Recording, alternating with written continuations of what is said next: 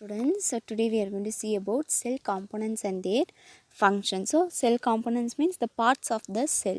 What are the main parts? Cell wall, cell membrane, cytoplasm, mitochondria, chloroplast, vacuoles, nucleus and nucleus membrane. These are the main components of the cell. So let's see what are the functions of these cell parts.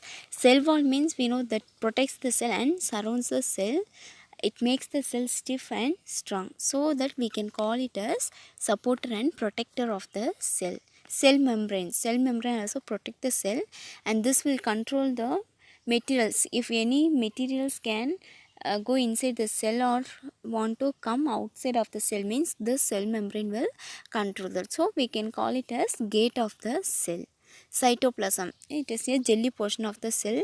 Here the other parts of the cells can move, so it is called as area of movement. Mitochondria, we know it does produce the energy, and this will supply the energy for other parts of the cell. So it is called as powerhouse of the cell. Which is the powerhouse of the cell? Means it is mitochondria. Chloroplast, so this is present in plant cells. So it contains, this chloroplast contain a green pigment, that chlorophyll.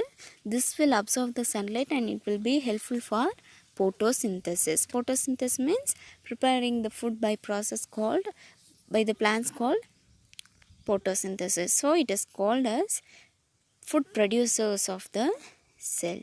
Next one, vacuoles. It is a small bubble like structure, that is here the food, water and some chemicals will be stored. So it is called as storage tanks. Next one, nucleus. How in our body brain controls all the parts of the cell, this also nucleus controls all the parts of the cell and cell's activity. What are the activities?